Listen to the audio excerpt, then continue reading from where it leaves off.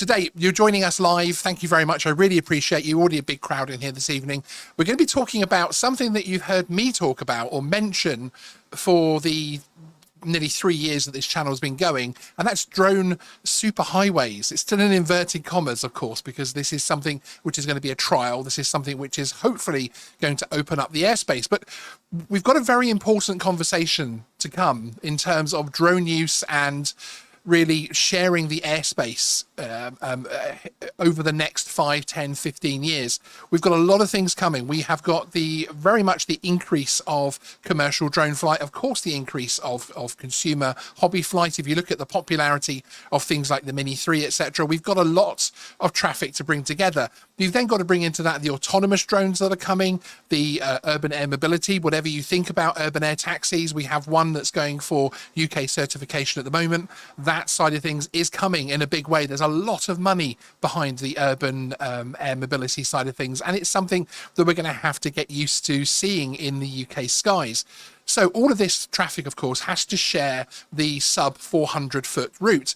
How do we do this? How does everybody see each other? How do we ensure that these flights, which are particularly the ones that are going to be going beyond the visual line of sight, how do we make sure that these things are safe, frankly? Well, I've got a little clip to play you here from our good friends over at Altitude Angel regarding the Project Skyway project, which has just been announced by the UK government, which I'm going to play you, and then we'll have a little bit of a chat about it. Enjoy. In the 1800s, the rail network expansion fueled significant industrial growth. Connecting towns and naval ports together brought revolutionary efficiencies to the movement of goods and people, spawning entirely new industries and businesses. Today, we begin the next industrial and commercial revolution: automated flight. The Skyway system establishes a network of superhighways up to 10 kilometers wide, with the first main route spanning 265 kilometers between Reading and Coventry. Soon, time-sensitive transportation of medical items and organs, fire, medical and police scenarios, as well as the delivery of high-value, low-volume goods, can start to be moved by automated drone, unlocking the vast potential of drones to transform lives and revolutionize business. Skyway has safety and privacy at its core. Powerful sensors on the ground looking up detect crewed and uncrewed aviation traffic and create a real-time moving map of the sky above, which is relayed to the Skyway controller in the cloud, where it is used to provide automated air traffic control for drones flying on the superhighway, preventing collisions. Drones can enter or exit the Skyway anywhere along the route, bringing access to millions of businesses and citizens. Automated flight. Anywhere and for everyone. Just imagine.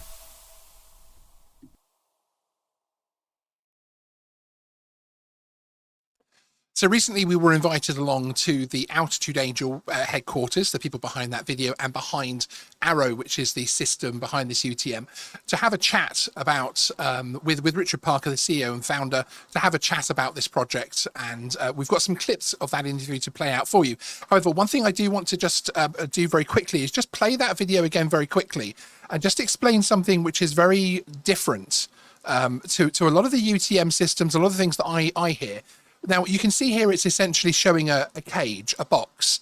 This actually isn't a system that's going to require all of us to have things on our drones or the drones themselves to have detect and avoid, etc., although that will be needed on certain types of drones, etc. But this is actually going to be a visual system. This is actually going to be a visual sensor and detection system using an array of different types of sensors with the Arrow system. You can see here one of the towers.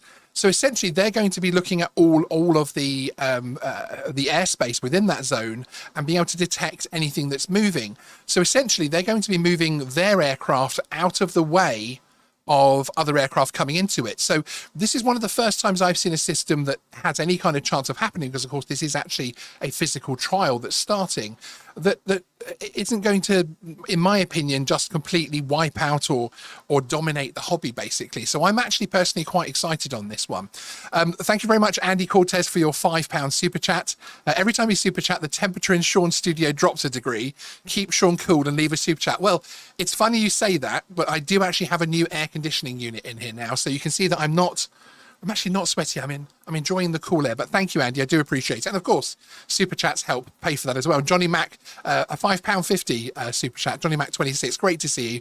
Thank you very much for that. I really appreciate it. 107 Drones asking, would you need to file a flight plan? Well, that's an interesting one, actually. And I will come on to that after some of the clips, with some of the clips from Richard actually explain that as well. When you're actually watching these clips coming up, do put your questions in the chat, and we'll look at those in between the clips and afterwards as well, because this is a really exciting one. So first up, we'll go straight into the intro part of the interview, which is going to talk about the type of flights that you're able to do here. See you in a couple of minutes. So we're here today at Altitude Angel for some very exciting news. We're joined by Richard Parker, founder and CEO of Altitude Angel, to talk about something which has been announced today, in fact, which is very exciting, Project Skyway. Indeed. Tell us all about it. Well, in a nutshell, Skyway, we think, is the most exciting new transport capability ever to be deployed. We've talked before, very high level, about it being reminiscent of those times when the first railways were deployed. Of course, we're not dealing with tracks anymore, we're dealing with drones. So for us, being able to get this capacity deployed, 265 kilometres up and down the country, and get this capability out there to an industry that's desperate to be able to go beyond visual line of sight and automated flight is really something special. So we're really proud of that. Absolutely. And what is Altitude Angel's role within Project Skyway? So our role, firstly, under Skyway is as consortium lead. So it's our job to make sure that all the partners can contribute their expertise in the right way, that the project overall gets completed according to our ambitions as a group. But more importantly, Skyway is based on the underlying Arrow technology, which really makes all of that transport and automation possible. So no pressure at all then? None at all. Consortium lead for... Absolutely none. No, it's going to be fine. Bringing together the railways of the sky, absolutely no pressure. Well, they've certainly with previous projects you guys have been involved in, I'm sure they're in the right hands, which is very, very exciting. So what kind of flights will happen along this corridor? Because of course it is very new. Yeah. It's almost... One of the reasons I'm excited about it is because it's going to allow a lot of innovation. Yeah. Because we're kind of at the stage now where we have a lot of innovations happening, especially with UTM, and a lot of talk from that point of view of being able to integrate things and beyond visual line of sight. But until we can actually have somewhere to fly these things, you can't really innovate the technology of the drones themselves as well. And I know there's a lot of drone manufacturers that have trouble getting funding and getting projects off the ground because it's all future tech. And this is very much bringing that future an awful lot closer. Yeah, so I think, initially when we think about bringing this capability online, what we're not imagining, and certainly what we're not pushing for, is that on day one there'll be millions of drones flying around up and down the corridor. Yes. And very much, the paradigm for Skyway has been always, about enabling high value but low volume flights initially, and then over the next couple of years, as we learn more about the technology, as we prove more of the capability of it, that we then kind of transition to more lower value but higher volume flights. So I think initially, certainly if you look at some of the consortium members that we've got, we've got Skyafair, for instance, up in the north, that are going to be thinking more about medical deliveries between, I think it's Rugby and Coventry, all the way through to Hero Tech 8, who have, this very, very capable drone in a box solution that opens up all sorts of avenues. If we could just put it in a Skyway section so that they can get airborne. Indeed. So again, the role of us in Skyway really is to create the capacity for people to get airborne rather than to govern what they do when they are airborne. And again, our function in Arrow is to make sure that they're airborne safely and that they can, all integrate in the same section of the sky and all avoid crewed aircraft as well. Indeed, yes, absolutely. And as well give that confidence to the crewed side of things from the point of view that, it's working. Yeah. So this is an interesting one, isn't it? So there's already a few comments in the chat regarding how this will work, whether or not it will impact existing drone flight, etc. And Project Skyway is going to control Project Skyway's traffic, essentially, and going to keep that eventually BVLOS traffic out of the way of hobbyist drone flyers, emergency service helicopters, etc., that type of thing. So you're talking about essentially the only traffic it's going to control in this trial is the traffic that is part of this consortium bid. So, it's part of this trial consortium. So essentially, as per the video, as that was describing things like hospital transplant or organs being sent, etc., and those type of things, those aircraft will have the messages that they need to move because there is a flight happening at 300 feet. It's a Mini 3 doing X, Y, and Z. So they have these 8 or 10 kilometer wide, which again comes up in the interview, wide corridors, and these drones will move around that space to avoid the air traffic that's there. All of this will happen initially from a manual point of view. Someone's going to be flying those drones, but then obviously as the evidence is built, it will move on to automation. So really the idea behind this is it's not supposed to impact on existing flights, but I can see exactly what people like Muck and Mirrors might be concerned about from that point of view. So we'll move on to the next clip and then we'll answer a few more of the questions in the chat. On this clip, we're actually going to be talking about the fact that it does start via manual flight and then move through to autonomous. So initially, it's going to be consortium members flying set projects. So we're not talking about sort of, drones dropping in and out of the superhighway, sort of like, you start to see the CG renderings of the future of lots of tiny little drones zipping in and out of superhighways. So this is going to be very controlled to begin with. Of course, the drones themselves will, of course, be up to a certain specification with, will they require detect and avoid initially for these initial flights? So again, the Skyway capacity or the Skyway capability doesn't kind of offer anything different to what the regulations currently require in the country. So it's not like a special zone in which regulations are somehow suspended temporarily. But what it does mean is that depending on the specific workload or the specific task that a drone operator has in mind, they'll have different certification requirements placed on them. And then what will happen over the course of this period is that we'll work with the CAA to get to the point where we can remove the human pilot from the loop. So that does mean that there are different requirements for different vehicles. Some of them are on the communication side. Some of them might be required to have multiple communications mechanisms, different sort of spatial systems to work out where they are. And then, of course, some of them, from a transponder perspective, may or may not have to have that. Arrow has to deal with all of that, of course. But in terms of detect and avoid, it's preferable, I think, from the Arrow perspective, for a drone to have a detect and avoid capability. But just in the same way that there isn't a detect and avoid capability today that can see every eventuality, every scenario, or foresee every circumstance, it's really important that we have the technology within the Arrow system to complement that detect and avoid.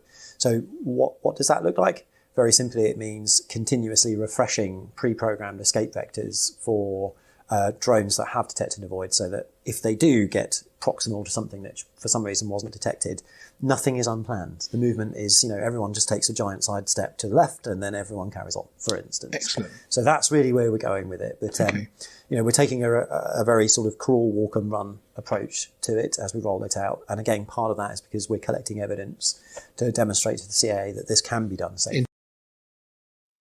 So there we go. That's the second clip talking about the next part of it. And just coming back to a few of the points in the chat, which is really heating up, which is great to see, because obviously debate is really what Geeksvana is here to produce, frankly. And XJet, Bruce, hi Bruce. Now, anybody doesn't know XJet, how on earth don't you know XJet? But it has, let's just say, it has several decades experience in aviation journalism. And when I say aviation, I mean everything from manned aviation to unmanned aviation to the modeling side of things. Of course, there's a couple of huge channels. I'm trying to work out whether or not building a jet-powered bike is technically aviation or ground, but perhaps it, stick a couple of wings on it, the thing could probably fly. And Bruce is very much talking about commercial drones needing, and as he says, commercial drones need their own vertical strata so that recreational users can stay 0 to 400 feet with safety. That's obviously disagreed by Richard Parker, who is of course the leader of this consortium, because there is literally no reason to enforce yet more separation within the airspace. Segregation's not a solution, and XJet has responded to that with that he vehemently disagrees. Separation is the solution. Integration is folly. We don't try to manage pedestrians walking down the motorway. We segregate them to their own footpath. I would only say, I know exactly what you mean, Bruce, and I don't claim to have the answers to this one, but I wonder if is a good analogy, but actually we are talking about here integrating motorbikes, cars and lorries, not such different aircraft from the point of view of being cars and people. Yes, of course, there are huge safety cases why those things should be segregated.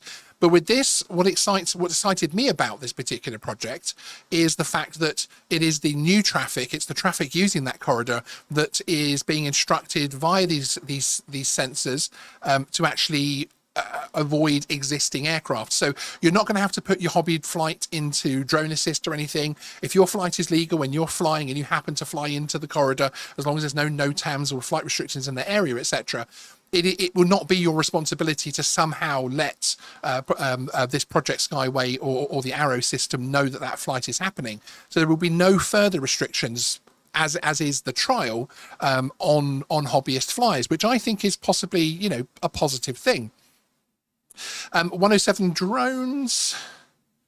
He says frequently sees helicopters flying below their 500-foot deck, which is a rule in the States. Yeah, and we have EMS helicopters that will be cutting across these superhighway sections as well, etc. So it is an important thing. Flatlands Aerial Photography says, is the highway system totally independent and self-scanning, or will hobbyist rules need to change? As far as I'm aware, as far as everything I've read here and the trial that's actually going into place, there is still conversations, because this is a trial, so they're trying to work out what works, what doesn't work, and of course these things will evolve over time. But there is no new rules for hobbyist flyers in the areas where these superhighways are active. There is no new rules whatsoever coming in for hobbyist flyers or commercial flyers. You will be able to carry on as is, essentially. So next up, we're going to be talking about how it's going to integrate and work with other airspace users, which of course is quite a good point for the chat at the moment as well. Enjoy. In terms of integrating this superhighway area into what's currently being used in those zones, in those areas at the moment. So obviously, it's 265 kilometers, which is a huge amount of area. It's a large area. There's going to be a lot of people flying their Mini 3s as hobbyists up and down that. Are we talking about a giant NOTAM, or how will that be dealt with in terms of integrating with that and things like EMS helicopters, etc.? Exactly. So, goal number one for Arrow, which is the underlying technology, has been integration rather than more segregation. And Excellent. again, if you look at typically how sort of beyond visual line of sight operations take place, just here at home in the UK, there's usually a big restriction that goes up, right? And there's an airspace change process, etc. And that generally makes people upset because we're taking airspace out of use. Yeah. That's not what Arrow is about. I think it's still up for the CAA to decide exactly what instrument they want to notify people. I think a navigation warning is probably an appropriate minimum. But certainly from our perspective in the technology side, we don't have a problem with someone popping up a Mavic, for instance, a Mavic Mini or something else. The corridor will see that. Yes. The corridor will recognize that you're probably perfectly entitled to do that. I'm assuming you're not standing in the flight restriction zone at an airport. Yes, indeed. Assuming you're somewhere all of those presumptions. Exactly. Yes, indeed. Yeah. Assuming that you're otherwise authorised to be there, the presence of the corridor doesn't change that, right? The job of the corridor is to see you and to wrap around you and help other people move around you. So with Arrow, we currently have the capability, as will now be evidenced with Project Skyway, to essentially be able to integrate things in without necessarily that Mini 3, the hobbyist or the lower end commercial flyer doing a roof survey, really knowing what's going on, because as you're saying, it's Arrow will sidestep those flights and ensure that they're safe. So it's essentially has the capability to detect all radio frequencies happening within the corridor, essentially. Yeah, there are a whole bunch of different sensors that get deployed on our Arrow infrastructure up and down the Skyway. So some of those are listening for RF signals, quote unquote.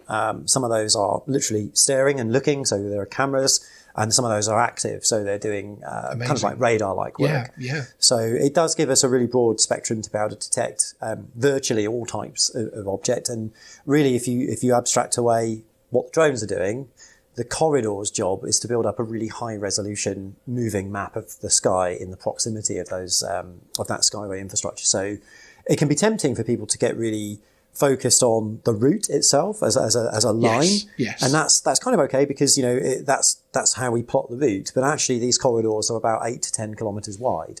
So there's quite a large geographic area in there where there is plenty of space for everyone. It's a really good way of looking at it. Yeah. So it's more looking at Arrow as the very clever air traffic control that's going to, again, we have obviously distinct flight paths for that the airlines will take in and patterns, etc. But the air traffic controller has that power to say, actually, I'm going to move the aircraft over here and bring him round the back because X, Y, Z's happening. Yeah. And with Project Skyway and Arrow, that's essentially what's going to be happening. It's going to be moving the traffic that it's controlling within that zone. Yeah. As you say, with 8 to 10 kilometers width, you've got the space to avoid we keep saying Mavic Mini, nothing against Mavic, nothing against Mavic Mini. Anyone can go flyers. Yes, yeah, indeed. Absolutely nothing against them whatsoever. Now, it's interesting, actually, that clip gave a bit more explanation regarding about the integration and separation with other airspace users. We seem to be, one of the challenges I think that Project Skyway is going to have is all of the previous, what I call vaporware articles that are out there about how superhighways, drone highways, how drone deliveries, everything else will work. This is not the start of, the UK version of the Walmart drone deliveries, etc., and that type of thing. We're a very, very long way off that. These are specific corridors that are designed to eventually, and it's not even going to be VV loss initially, but eventually allow BV loss flights once the safety record's there. I'm just going to play this video in the background very quickly, just to re-explain, just skip to the part that I want. We are talking about essentially, as I was saying, it is a cage where within that 8 kilometer wide zone, you are basically going to have aircraft that are flown by consortium members, drones, so anything from organ delivery drones, etc., that type of thing. But those drones are going to be controlled by the Arrow system, which are these very clever looking antenna systems here with the multiple sensors on, etc., which gives them, within that area, it gives them full vision so that they can actually see everything that's happening. This system will have those drones that are being flown within this diverted. So, for instance, if I was over here on the right-hand side of this, you can't see where I'm pointing to, unfortunately, and I decided to fly my Mini 3 to capture some flights, or I'm flying my FPV drone in a park to do some racing. There is nothing else I need to do. Zero. There is nothing else I need to do. The aircraft that are being flown in this zone, whether that's in the future of the beyond visual line of sight side of it, or as it is now, they, as you can see here with this graphic, they will be told to move out of the way. So they will be diverted to a flight path that is going to avoid it within that 8 kilometer wide zone. So this is absolutely not going to affect, in the way that this is being put forward and the way that this is being trialed, this is not going to affect the hobby flyer, essentially. So I think that's an important one to get across there, because this is essentially, this system is using the existing regulations. Now, I'm not an Altitude Angel employee, and I'm not here to sell their service, but I also want to make sure that we get the right flavor, the right feeling as far as what this system's going to do. I've seen other systems put forward by Wing, which is obviously Google, that would need all of our drones to have active sensors, and essentially those drones would all talk to each other in that form of UTM. So your drone would automatically know that it needs to move out of the way of a fire service drone or a police drone or a delivery drone and that type of thing. So that would be an active system. This is not an active system for the existing air users in these corridors. And trust me, I'm going to go and trial this. I'm going to go and fly my Mini 3 in these zones when they're active and see if anything happens, and see if I have any kind of issue or any kind of approach or anything else like that. So I certainly will be keeping them honest, as it were, frankly. So we're talking about notifications and the challenges and how this will integrate in with the CAA. We'll move on to clip 4, where myself and Richard actually discuss this. In terms of the flights themselves that are going to be happening from consortium members, we're probably going to, again, obviously some of the things are still being worked out, but we're probably going to have a mix of NOTAMs and that type of thing initially, from the point of view of telling us, because I suppose the only thing with the excitement of this system and being essentially a virtual air traffic controller as well, is that you don't want to tie yourself down with a NOTAM that says we're going to fly down this particular path as well. So it's going to be interesting to see how the CAA decide to deal with the notification side of things. I absolutely agree. I think there's a lot of unknowns at the moment in how the CAA precisely intend to deal, I guess, with the opportunity and the challenge that we've presented them. I'm reminded that the CAA have an innovation sandbox unit, and it's been funded to the tune of about £5 million by the government over the last couple of years. And as part of the Future Flight programme, they've got dedicated resource to make these problems not a problem anymore. Yes. And our job as a consortium provider here, or as an operator of that consortium, is to collect the necessary evidence to the CAA that removes beyond all reasonable doubt any concern that there might be from a safety perspective. And we've had it, very clearly indicated to us that the kind of safety bar that we're trying to achieve is just as good as or better than the equivalent eyeballs in that location. Excellent. So, as long as we do those things, as long as the CAA deliver on their innovation mandate, then I think by the end of that 2-year programme, we'll be able to leave that really lasting transport capability, which is what all of these consortium members have bought into. Indeed. And of course, there is always that real world thing. We can talk about the theory of Project Skyway and come up with all sorts of issues and issues that might happen or not happen until you're actually flying. There's always going to be, okay, not that there's things that you never thought of, but the interactions of certain things may not be quite the same. And that's, again, the reason for something like Project Skyway is one, obviously, as you're saying, to evidence build, but also to look at to have that real world data is going to be extremely valuable in terms of the future. I was getting a little bit sucked in on the chat there. We're getting some really good messages and some really good engagement on this one. Thank you very much, everybody, again, for joining us this evening. I really do appreciate it. James McLaughlin, I hope I said your name correctly, North Coast Aerial Photography. How does it know who is entering the highway and staying on it against the people effectively passing through it? Well, that will be, in my opinion, via 2 ways. Everything that's using the drone superhighway will, of course, be tracked and controlled by the Arrow system. So it knows where those drones are going, of course. So anything else is a variable. It's interesting what you say, because obviously something like a helicopter coming across it, something of that nature, an EMS helicopter, a hobbyist drone, they're not actually going to have a confirmed flight path. They're not going to have a flight path that can be looked up on Flight Radar 24. Okay, this is where this drone is going to track across the sky, so we know where it's going to go. So therefore you have an 8-kilometer wide zone. So what's going to be interesting, one of the things that I'm going to find interesting, is exactly what you're asking, how they manage to bring all of that together in terms of making these flights viable. Because of course, one of the things that I thought about this is, okay, and I keep using organ drone because and it's the one that keeps popping to my head because I've seen a few demos of it myself personally. But of course, as somebody in the chat says, how many people need organ transports flown, etc. But one of the things I can think of with something like that, with any kind of drone that's going from point A to point C that's part of the network, is if that drone is diverted, X amount of times, what happens regarding the flight duration when it's being expected at the other end, what happens regarding battery life, etc. So I think there's a lot of questions from that point of view, and it would be interesting to see this model when it's actually working. So once the trial's up and running, hopefully Richard will give us some access into the parts of Arrow that they can allow us into from the point of view of actually seeing the thing actually running and seeing how it tracks everything. Because one of the things I'm fascinated about is how it's going to track, Joe Bloggs or me, Sean, with his Mini 3 flying in a field, and as you say, know where it's going to go. Obviously they do have that 8-kilometer width, but there's only so far you can divert a drone round to be able to keep within its battery life, etc. So that would obviously be something of a concern.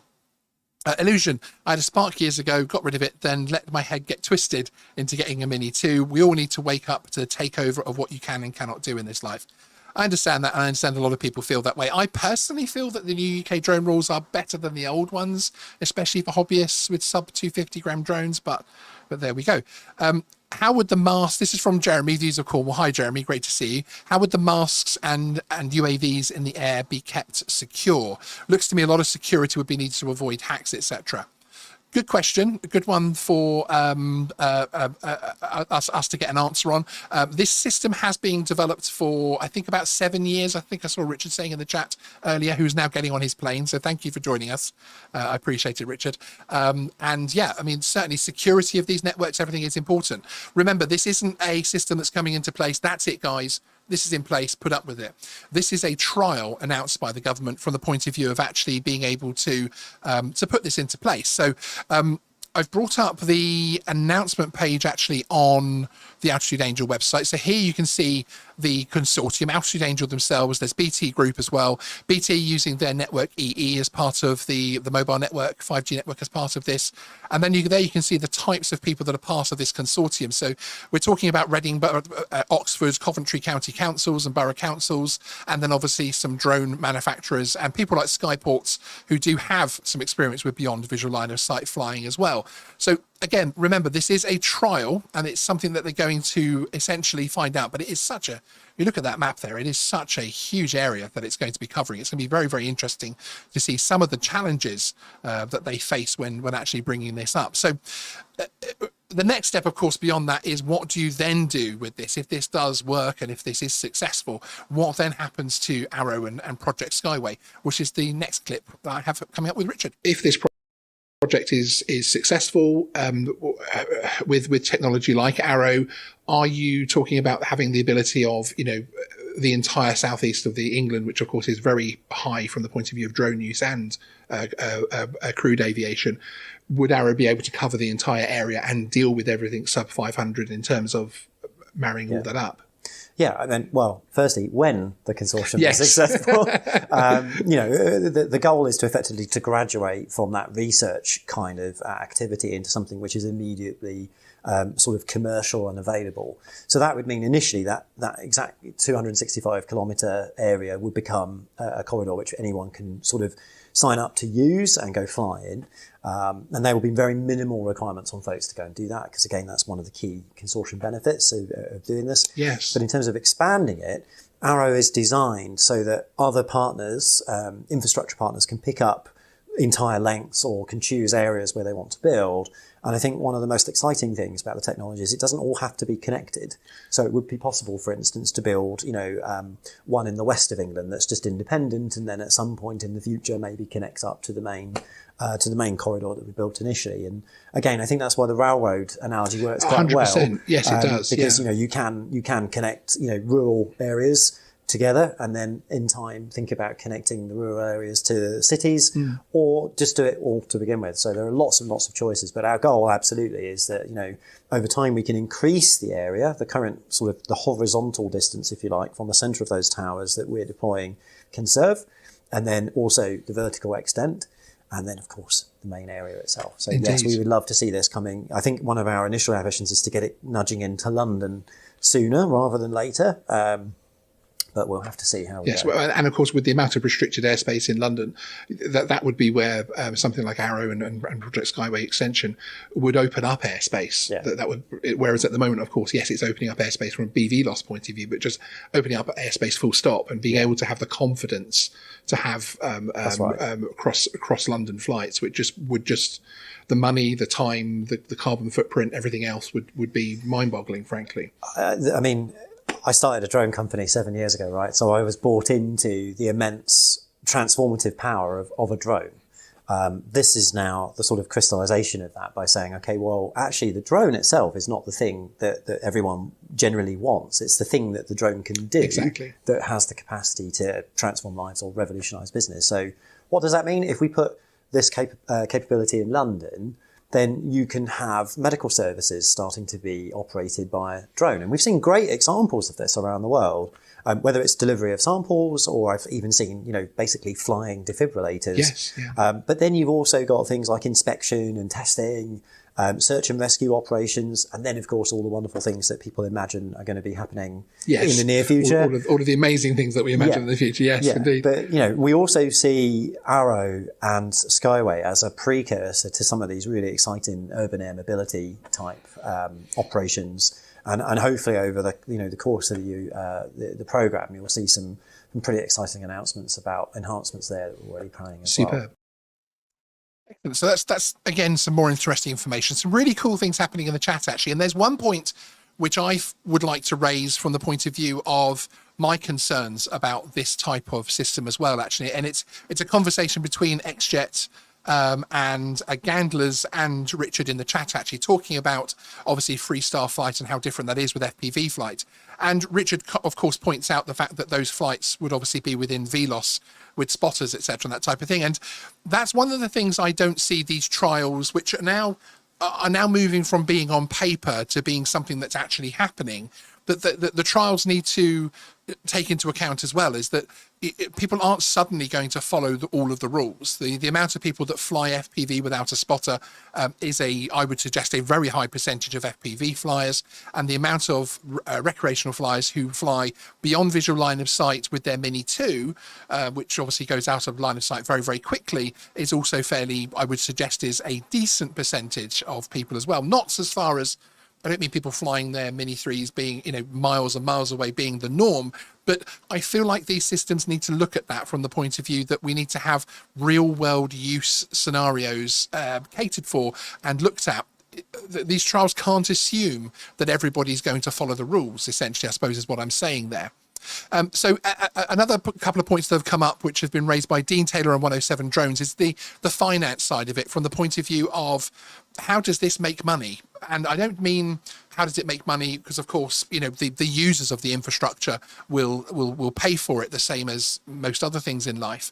But I mean, how does this become profitable? And I know it's something that Bruce at XJet has brought up in the past and in this live chat tonight as well.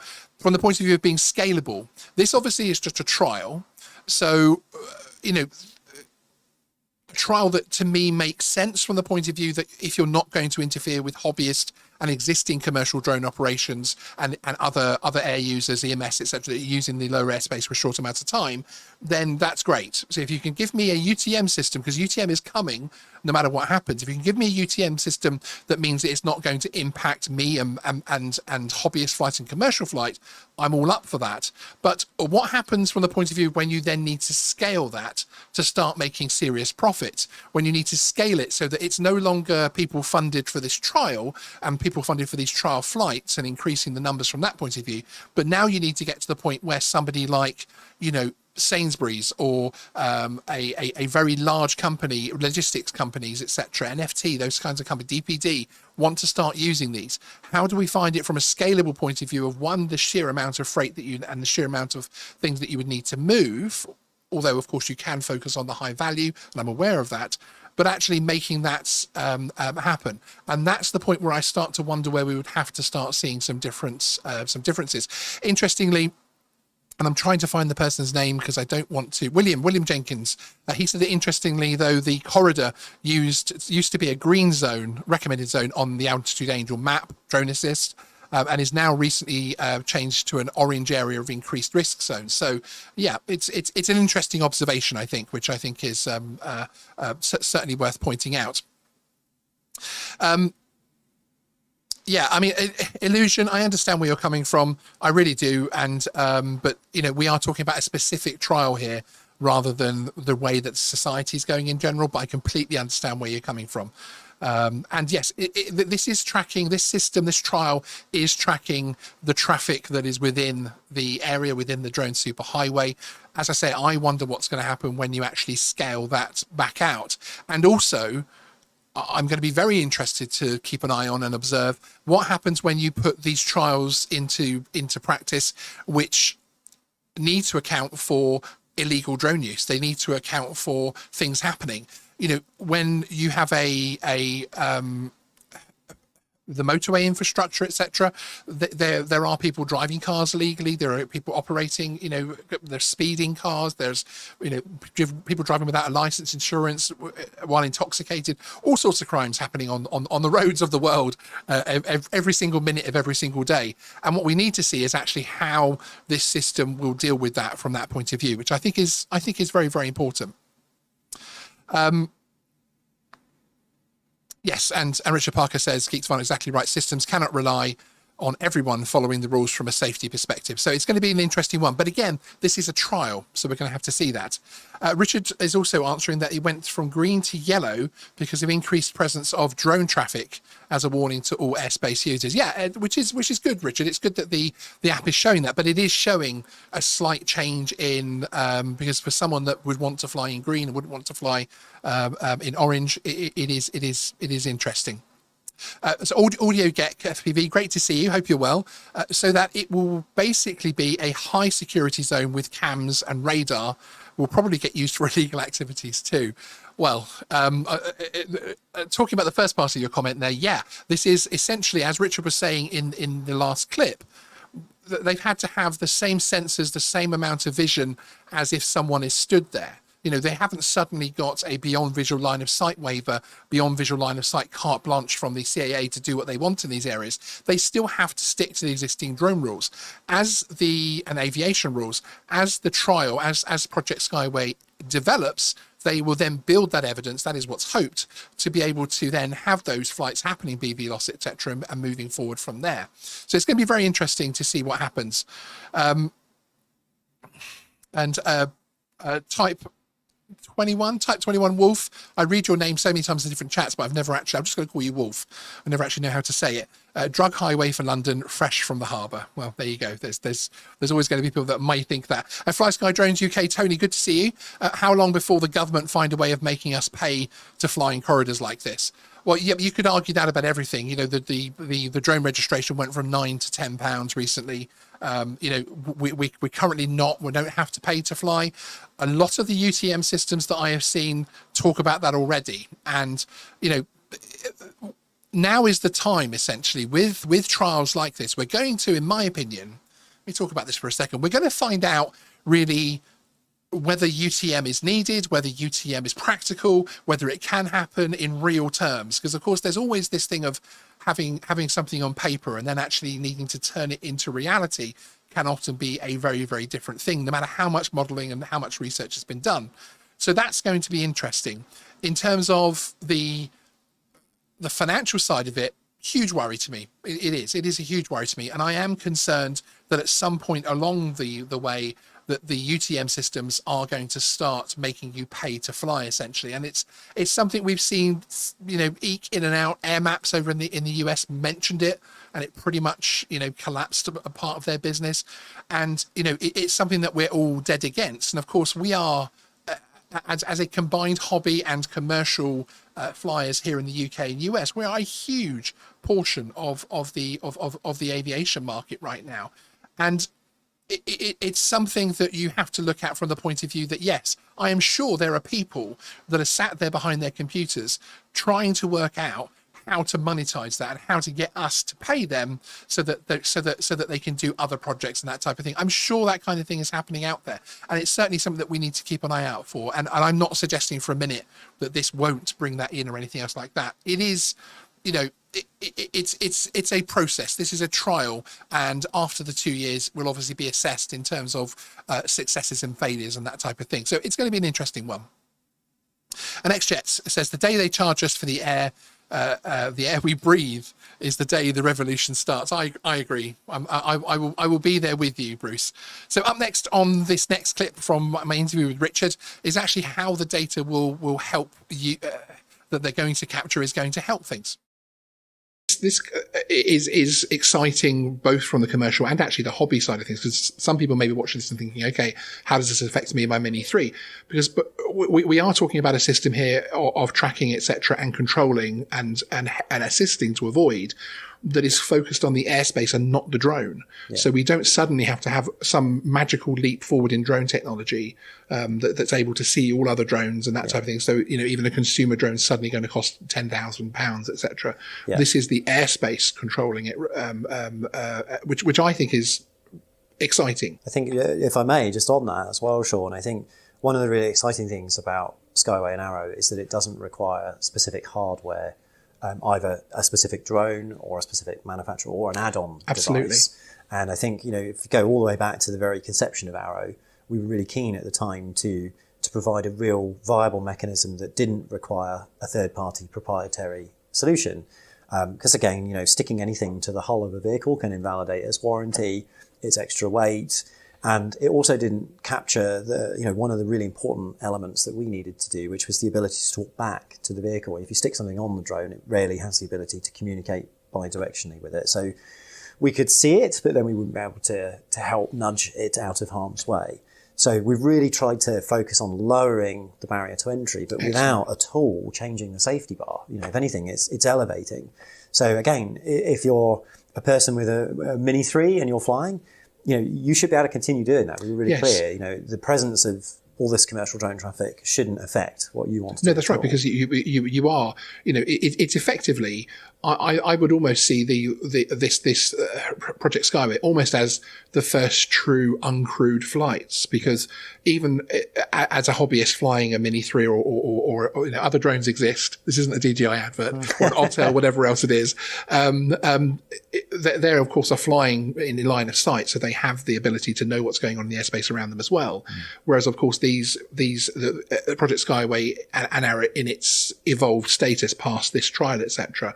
We'll be talking about automated flight, where which is very exciting. But that's those two audiences already flying together, and then of course you have all of that data that can be passed on to crewed aviation, to everything else as well. It's, you know, the mind starts working of, you know, emergency services helicopters suddenly have the ability to know even what hobbyist flight is happening in their area, because the info's there. Once the info exists, the information exists, it can be used in so many different ways, which is very exciting. Yeah, I mean, we call that kind of use of the data like an exhaust data of the system, really. Yes. There's a whole benefit to having that system deployed that goes beyond just that navigation capability. But I think for anyone that's been you know, following our company for a little while, if you look all the way back to something like 2018 when we did Operation Zenith, there are bits of what's now evolved into Arrow appearing there. So where you talk about emergency services helicopters being able to see quote unquote drones, we already did this, right? Where we had at the time we had I think it was a DJI aeroscope, which was detecting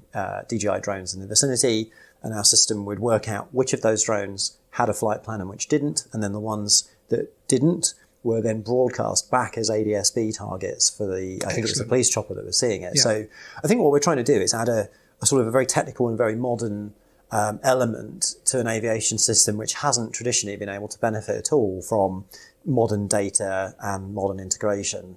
And I think that's an area where the CAA is getting particularly challenged, because it's got to understand how can it do all of these things, and how can it do all these things knowing that it's been having to deal with these things now for nearly a decade and actually hasn't changed much. So we're, above all else, we're really hopeful that Skyway is a catalyst for all of that change, because let's face it, I think the entire drone industry, whether you're a hobbyist, you're a one-man photographer or a one-woman photographer, or you're trying to operate a delivery fleet, you want to get airborne. Yes. And you want to do it 10 years ago, really. Indeed, exactly. So hopefully Skyway can help with that. Well, yeah, and it does seem a real-world solution for something. Again, we're not saying, oh, Project Skyway will work one day when we have these fantastical drones and this innovation and that innovation happens, and you know, when the Martians give us their unmanned tech, etc., we can finally do X, Y, and Z. You know, literally how I feel.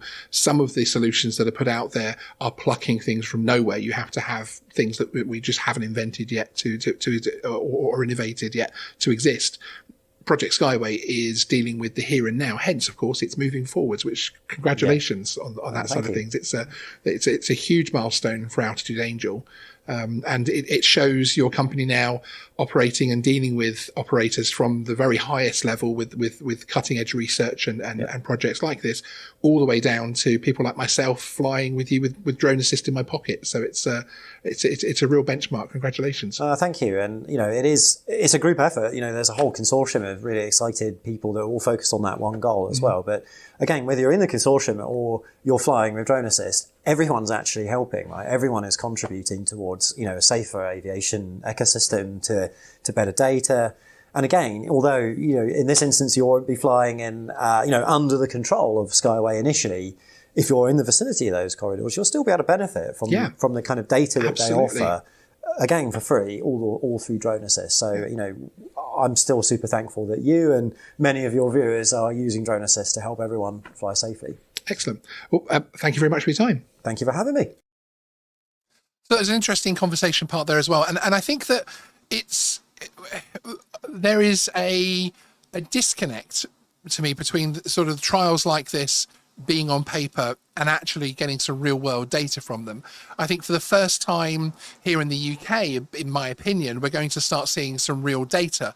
And this is something I'm going to keep all of you fully abreast of as far as what we're finding out and that type of thing. It also happens that geographically, altitude danger and this corridor, certainly the south of the corridor, is close to me geographically, so I'll be able to keep my eyes and ears very much open as far as what's actually happening on the ground and as far as the releases, etc., are concerned.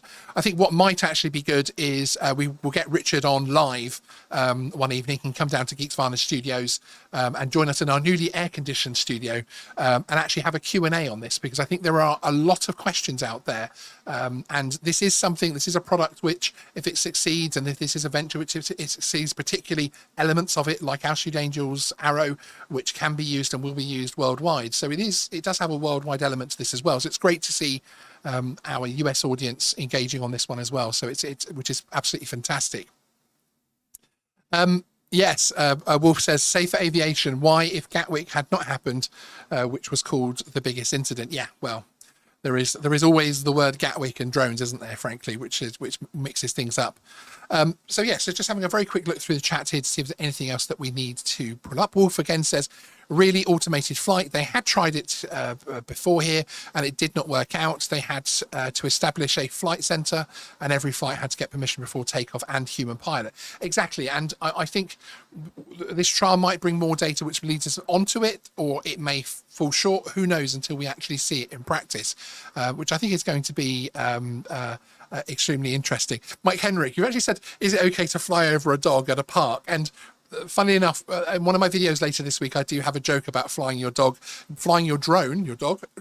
over your neighbour's cat. So keep an eye out for that one. It would be our in-joke when you watch that video. And as 107 Drone says, just as long as the dog has reasonable expectation of privacy. I love that. So yeah, so there we go. So that basically is Project Skyway. That's what's going to be happening over here in the UK. So we're going to see 260 something kilometers, 8 kilometers wide of drone superhighway. It is the traffic that's going to be using that, which of course initially is going to be low level. It's that traffic which is going to be controlled. It's that traffic which is going to be maneuvered around all of the other drone flights that's happening. So it's going to be absolutely fascinating to see how this develops and how this impacts things. From my point of view, Altitude Angel are in my opinion, a good actor within the aviation world. That we have the Drone Assist app from them, which is something which so many UK flyers use on a daily basis to check whether or not they can fly, to check airspace requirements, etc., and that type of thing. And then you have the Guardian UTM, which is trusted by a lot of commercial flyers. So it's going to be interesting from my point of view that a company that I have some trust in, that I've used myself for many years, how that happens in terms of their interaction with the trial, because of course they are consortium lead, and then how that trial actually survives the war zone, as it were, actually survives contact with the enemy of other air traffic and people flying drones illegally, all the myriad of things, emergency flights, sudden flights, etc., that are going to happen. So it's going to be very, very interesting to see, frankly, and I'm going to keep you all fully informed of that. So, as I say, thank you very much, everybody, for joining us this evening. I really do appreciate it. I hope you like the slightly altered live studio. We've changed things around a bit here. We've got the place air conditioned, so I can stay relatively sweat-free, even though the fact that we've had a record temperatures of over 40 degrees centigrade locally here in the UK. So yes, lots of great things coming up on the channel, more videos releasing later this week. For anybody that wondered, yes, my one of the reasons why I'm sat here today, my medical procedure yesterday, which is one of the reasons why I've released this today and not yesterday, actually went very, very well. Thank you everybody who's contacted me and asked me how things went yesterday. I only have a very small cut on my wrist to show from it, and yeah, it was all fantastic results. So hopefully I'll be able to move forward into greater health as well as the weeks and months roll on. So I'm really quite excited by that. So as I say, thank you again, everyone, for joining us. I really appreciate you spending your Tuesday evening with us. And yep, see you next time on Geeksvana. Sean out.